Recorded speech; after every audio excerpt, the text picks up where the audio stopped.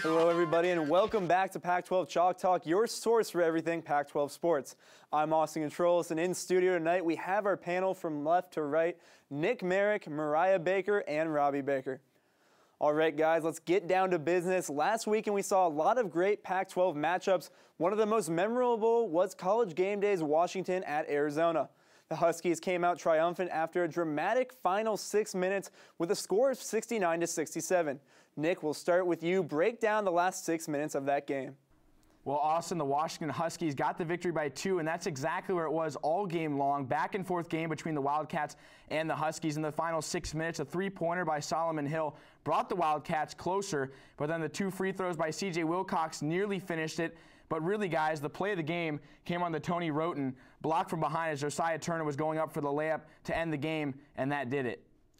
You know, I would agree, Nick. That block saved the Huskies team here. They went in with an 11-point gap with the final 6 minutes, and they couldn't keep it together. They didn't capitalize on that lead, and ultimately it came down to the wire. Yeah, with 5:30 left, Washington was up 11. It ended up with only a 2-point victory. Now, in those last 5 minutes and 30 seconds, Washington only scored 9 points. U of A scored 18, so they doubled the amount of points the Huskies had. Now, with that being said, this speaks kind of volumes for me that Washington could do everything they could to possibly lose this game, and they still held on to win. It shows a strong team. Moving on to the conference as a whole, lately we've seen at least 4 teams neck and neck at the top of the pack. Last weekend we saw Cal climb to the top after playing 1 game last Sunday, beating the Stanford Cardinals 69-59. So Mariah, are you at all surprised by the top 6 teams as they stand now, and why? You know, I'm not surprised at all by these top 6 teams. Cal has strong outside shooters. They're a strong ball club. The one I'm most least surprised about is Colorado. The Buffs, they're a strong team. They came from the Big 12 conference. They're going to come here. They're going to excel in the Pac-12, and I think they'll continue to climb. Yeah, there's 2 things that I'm really surprised by right now.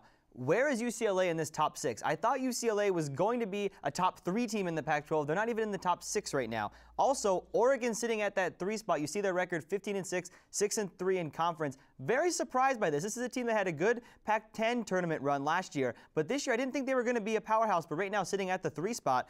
Right now, I think Washington is the best team. They got the big road win we were just talking about over the University of Arizona. Right now, they sit at 7-2 in the Pac-12, and they're 14-7 overall. Robbie, I'm glad you mentioned Oregon Ducks because, honestly, when you look at that top 6, the Ducks are the only ones that surprised me in that one, as considering last year they had 4 straight losses to end the regular season, then went on to the then Pac-10 tournament, had some semifinal berth by some miraculous accomplishment there up in Eugene, and then this past season have 3 scores in double digits, which absolutely bolstered them up to the top. Wins at Arizona, against Stanford, and against UCLA as something that's really brought this program to be a top 3 team in the Pac-12. Now let's take a look at which teams are at the back of the pack. Some might consider this league to be scrappy as far as competition goes. Robbie, what team or teams do you expect to break into the top 6 over the course of the next few weeks? Well, I look at Oregon State as a team that can move up. Right now, they're 4-5 in the Pac-12. However, they are led at point guard by Jared Cunningham. He averages 18.2 points per game. I look at their 5 losses. They lost to Washington, Wazoo, Arizona State, but 2 other losses that are key. 4 overtime game against Stanford, and then an overtime game against Arizona. This team has been in games. They've had chances to win games, and I think that they will get wins to move up into that top 6. You know, Robbie, I could not agree more. I would say Oregon State is the team to beat at this point. They look low because they're number 8, but Jared Cunningham, he leads the Pac-12 in points per game. He's a strong ball handler. He's got what it takes to lead Oregon State to the top here. We see Washington and Oregon State, they have the same overall record, but they can't get it done in leagues. So if they can pull that out, I think they'll be a strong team. I'm surprised you guys went with Oregon State because I thought I was going to be the only one pulling out the Beavers, but I'm going with them as well as the one scrappy team that can come back. When you look at them from top to bottom, they shoot nearly 50% from the hardwood, are a perfect deadly 10-2 at home, which is unbelievable considering this program just absolutely took a turn. So both Oregon teams are kind of on a surge, and head coach Robinson just absolutely on fire, knows what he's doing. Certainly a +4 turnover and steals margin, outscoring opponents by nearly 10 points a game, and they're just on a roll, and they can make a run in the Pac-12. We have a new game here on Chalk Talk called Fact or Fiction, where a panelist get to decide if something is, well, fact or fiction. Pretty simple game here. So up first, we have to address the struggles this conference has seen on the road. So Mariah, fact or fiction, Colorado has the biggest home court advantage as the Buffs look to continue their 5-game streak at the Coors Event Center in Boulder. I'm going to have to go with fiction on this one. Don't get me wrong, CU has a great home court advantage. They have elevation to their advantage.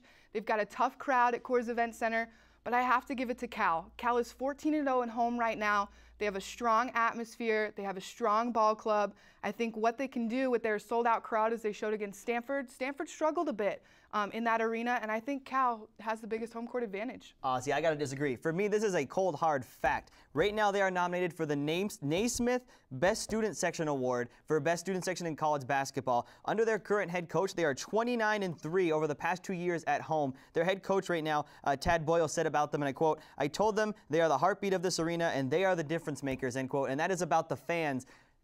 People know, and we all know, that college basketball fans pretty much play the greatest difference when it comes, or difference makers, excuse me, when it comes to college sports. And I think the Buffaloes have a big difference maker in Boulder. Thank you, Robbie, because that's exactly what I say. That's absolutely a fact over in Colorado. As you look last season when they went in the NIT, the first 3 games on the NIT they actually hosted and won all 3 of them, only to lose in the championship game to Alabama on the road by 1 point. Look at this season in the Pac-12 when they made the move from the Big 12 to the Pac-12. They're perfect 5-0 in conference. Their only 1 home loss of the season came to Wyoming. Not sure exactly where that came from. However, perfection is something that's very hard to do in any sport. I don't care what conference you look at, what sport you look at, we're focusing on basketball, and Colorado is doing well at home. All right, Robbie, we'll start with you with this question. Fact or fiction, the Pac-12 will win more games in the NCAA tournament this year than Pac-12 football won in bowl games this season? Well, Austin, that is going to be fiction. The Pac-12 only won 2 bowl games in bowl season this last year. So I think saying that they're going to win 2 tournament games is a little high. Right now, Joe Lunardi of ESPN's Bracketology only has 2 Pac-12 teams in, that being Washington and Cal. I think Washington is better than Cal, and I think Washington could win a tournament game. I don't think Cal is there yet, and I don't think Washington will win more than 1. So I'm going to have the Pac-12 at 1 tournament game win right now. And Robbie, I'm going to have to disagree with you here. I think it is fact. I'm not going to give it to Washington here. I'm not sure they can squeak it out here at the end. I think Cal is a strong ball club. As I mentioned earlier, Oregon State, they have some great outside shooters. Jared Cunningham in the clutch, as well as Colorado. Colorado competed in the Big 12. They showed that they can compete, and I think they're going to have a great chance this year. It was an unpredictable tournament last year. Colorado barely missed it. They're a bubble team. I think they'll get it done. Robbie, I'm sorry, but I'm going to have to side with Mariah on this one, as I absolutely agree that 2 wins is something that, come on, in a field of 64 teams in basketball, 2 wins is not something that's very difficult to do. When you look at the Pac-10 last year, you know, there was a point in time where there was no teams ranked inside the top 25, and then Arizona ended up going on their Elite 8 run, knocking off Duke in the process.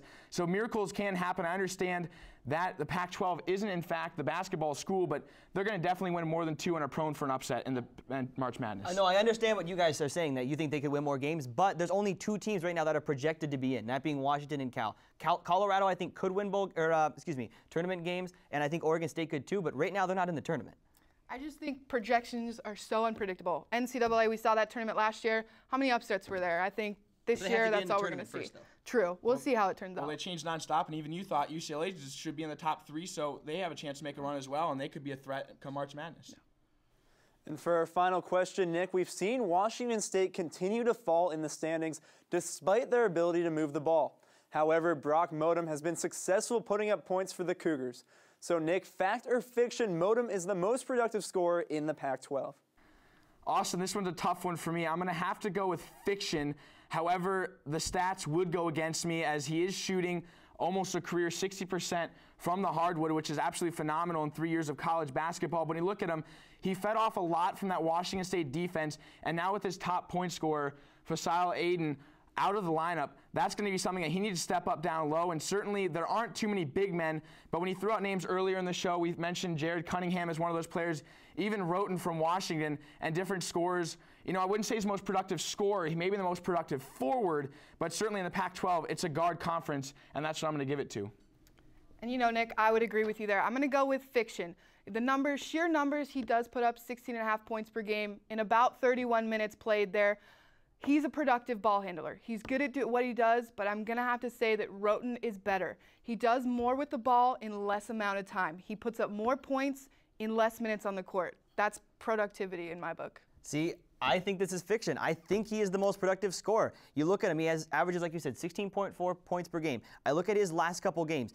34 points against the Sun Devils of Arizona State, 18 against U of A. He had 15 against Cal, 16 against Stanford, 17 against Washington. Those are big numbers for a guy. Yes, he plays 30 points a game. He's still putting up double digits. Looking forward to this weekend, we have a slate full of Pac-12 matchups.